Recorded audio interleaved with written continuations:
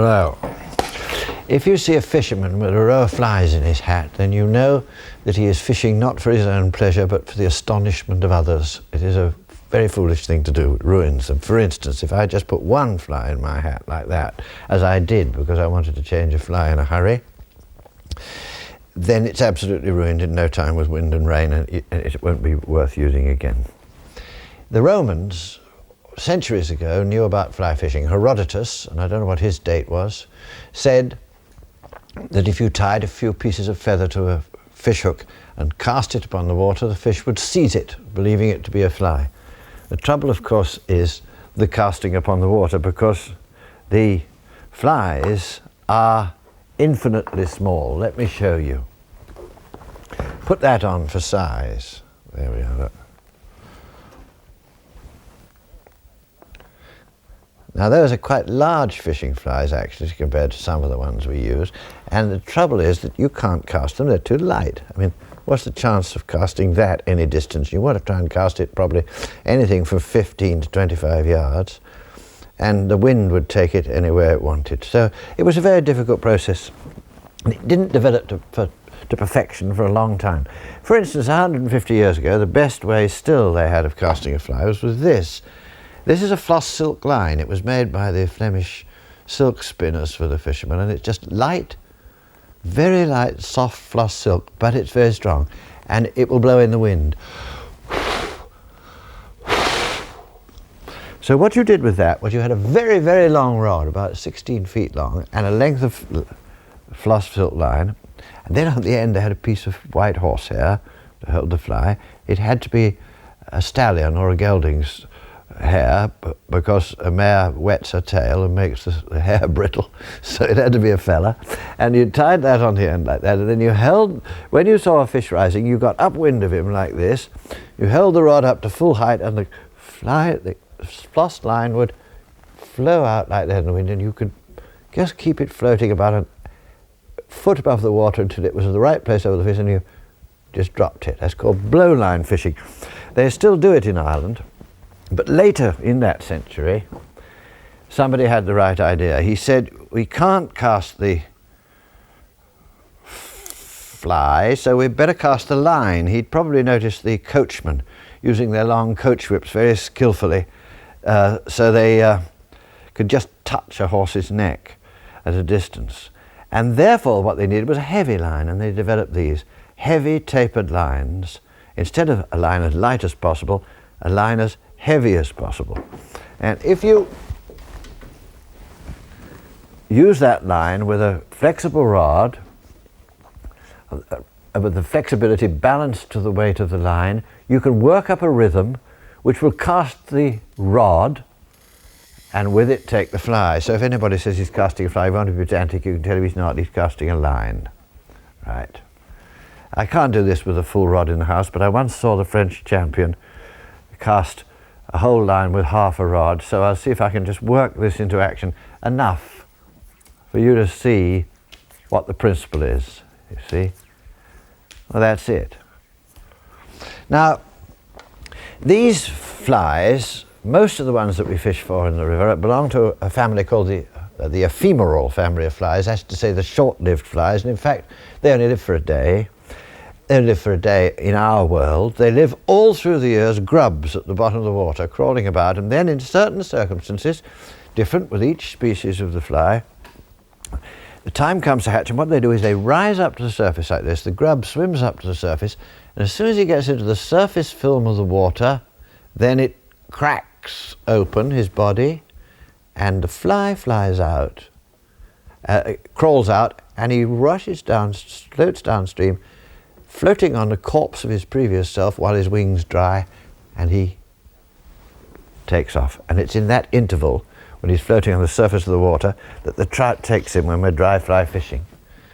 Now the biggest and most magnificent of all these flies is called the mayfly. He's nearly as big as a butterfly. We have many impersonations of him.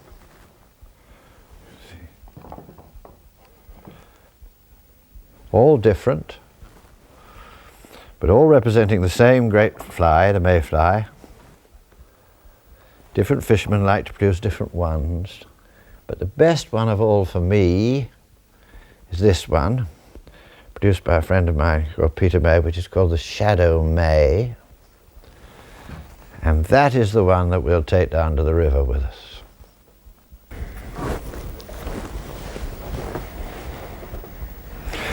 Incidentally, Peter Dean it was who produced the mayfly, not Peter May who produced the Dean fly. I spoonerised him, but anyway, we'll see in a minute because we're going to fish with it. Peter Dean's famous Shadow May, my favourite. Here's a pair of Polaroid screens to go on the glasses, because with these you can actually see the grubs as they rise to the surface, if we're lucky enough to have a hatch, just before there's a mayfly actually hatching. And it's interesting, he's called the mayfly and he almost always comes at the beginning of June. The reason for that is that, as a lot of you will know, Pope Gregory altered the calendar by 10 days in early centuries, and the English were rather slow at catching up with it. Russians were even later. And so we changed the calendar by 10 days about 200 years ago, and that put Cambridge May Week in June and the mayfly into June. Now then, this is what it's like to have your eyes getting old.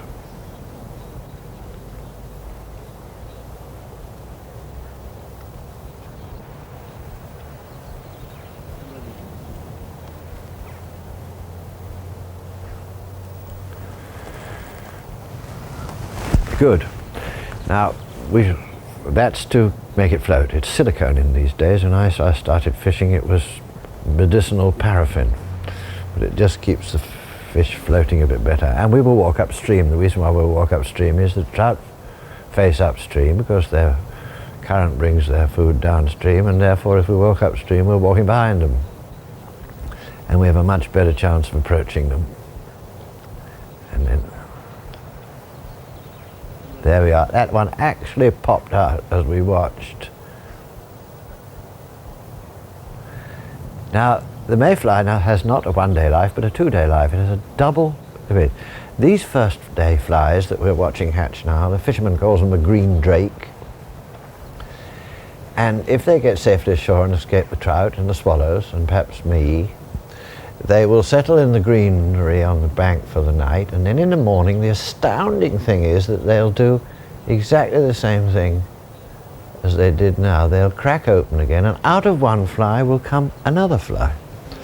Right out of it, everything, including new wings from the inside of the first day's wings. And this second fly is called the grey drake. And sometimes the trout will go for the green drake, and sometimes they'll go for the grey drake. That one has gone for a shadow mayfly, I'm glad to say. We've started the day.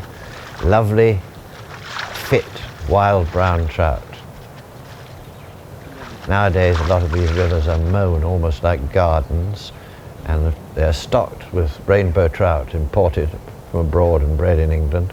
But I was brought up in the days of the wild brown trout, swimming in wild rivers, and I find it very difficult to change my ways.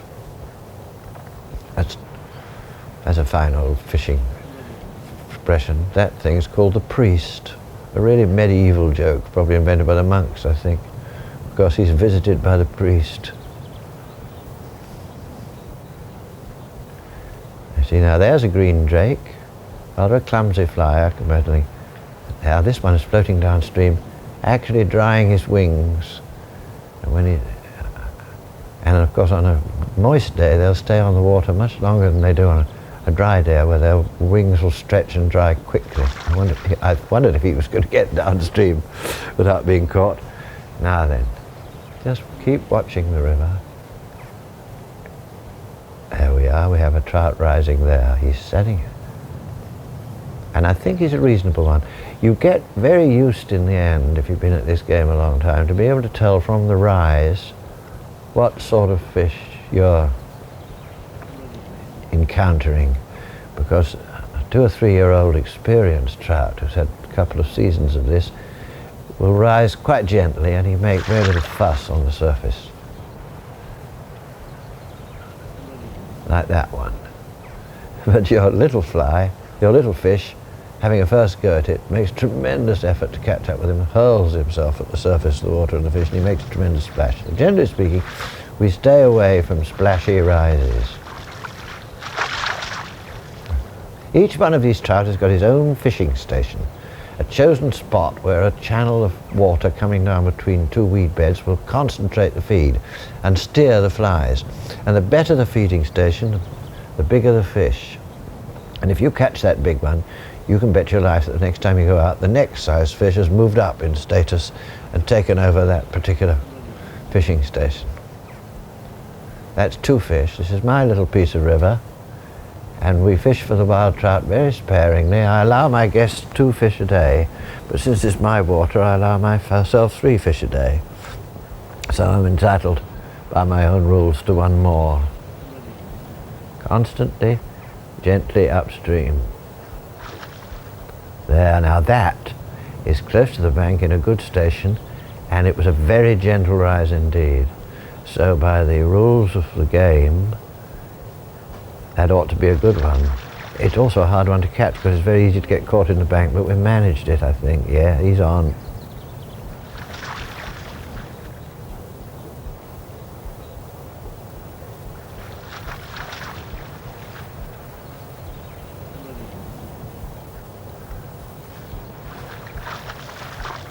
Oh yes, he's a nice fish. That'll be very nice. 1 for us, 1 for the freezer, and 1 for our neighbour. You shouldn't ask more than that from a day's fishing. And what a satisfactory thing it is to fish for trout that you're going to eat instead of other fish which you're going to put back.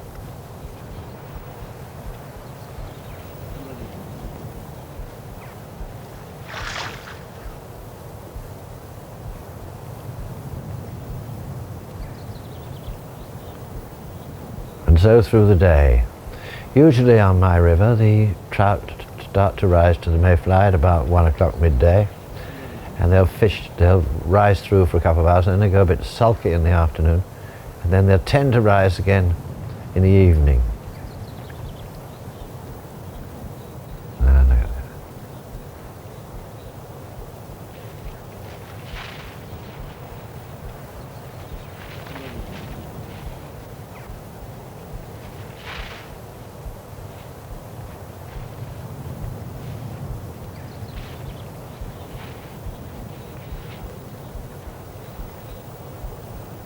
Fly fisherman looks as if he's doing absolutely nothing, but in fact about 1,000,000 things are going through his head.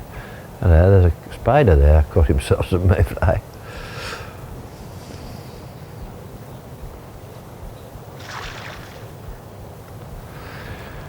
And now it's evening, and the big fish have satisfied themselves, and they've left their feeding stations and gone down deep, and the little fish have rushed in to take over their places, and here they are, charging away at the surface, trying to get their share of the green drake.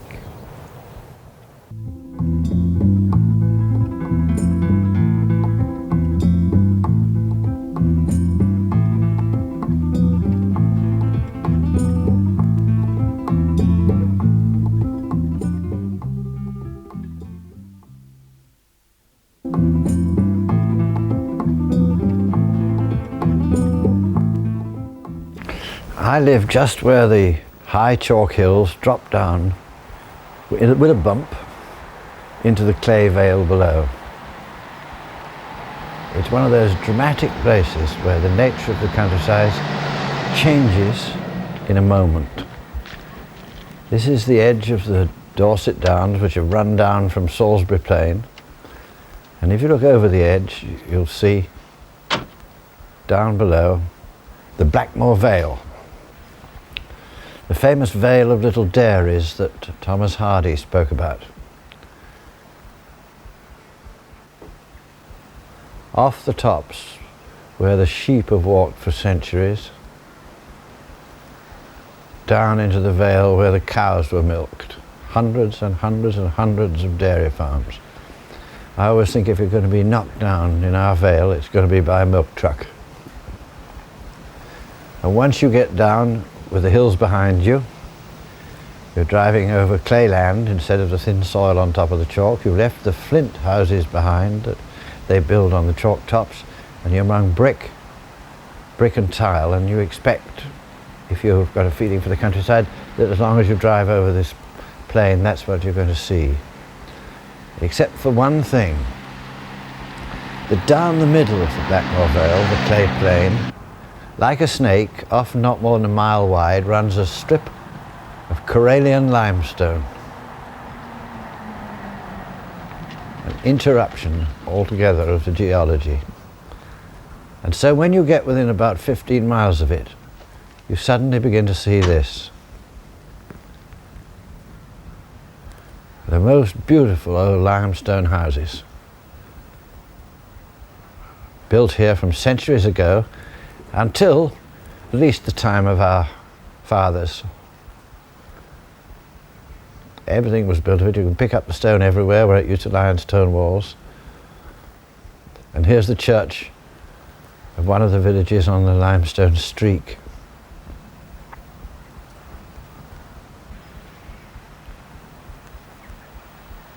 And you can see what a character the limestone gives to buildings. And that is one of the most charming things I've ever seen, actually, I think. It's a tombstone in the form of a limestone sundial. I've always wanted to try and find if any of the relatives about and see if they'd let me mend it, because it's such a pity that it's not still telling the time. It weathers and provides great character for the buildings, but also in weathering it wears away and sometimes it has to be repaired. But nowadays, if you see that it has been repaired, and indeed it has there, right on the edge of the church wall, then you know that somebody has been to see Mr. Warren, because Mr. Warren is the last of the people here who digs out the stone. There was a time when every one of these farmers in these villages was part farmer, part quarryman. But the last of them left who digs out the stone is Mr. Warren. And if you walk into his yard, you'll see all the old relics of the age when everything around here was stone, the stone trough, the cut stones that were ready here, perhaps for somebody to mend a building, which they never did. But there is absolutely no sign of a quarry. You wouldn't believe, as you motored about, unless your eyes were very sharp, that there ever had been a quarry here. There's none of the traditional quarry shapes. Until you walk up across the fields. And then you find that what has been happening is absolutely fascinating. Over the centuries, they've been just digging away the level of their fields, throwing back the topsoil as they went in order that the cultivation continued, until this field, you can see, has been taken down 10 feet. A few generations back, the farmers here were farming their land and driving their cows about a yard above my head. Gradually they've cut it down and chipped away at the limestone, so that at the edge of the field is a cliff, and the slope of the hill has gone, and there's just the flat land they've left behind them.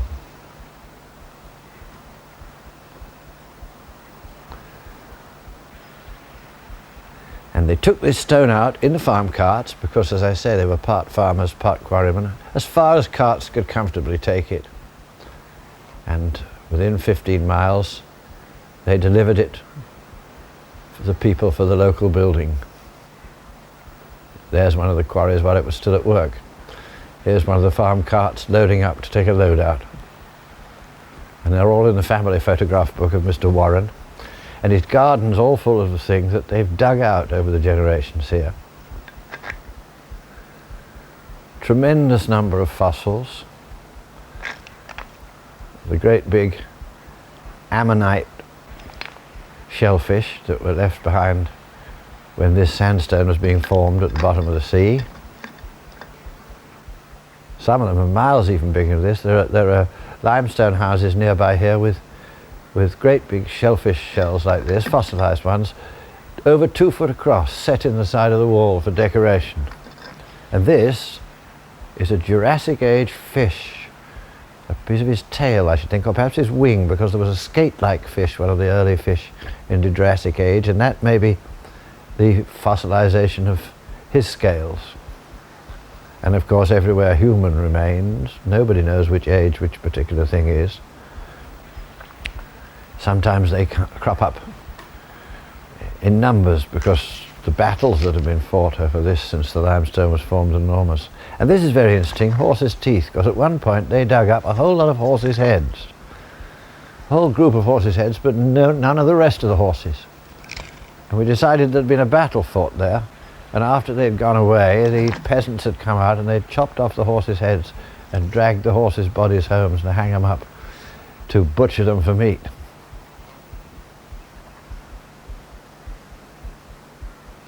And of course there's an equal amount of that still remaining within the limestone of each of these cliffs, and they could be dug back further and further and further and further if nowadays it were worth anybody's while.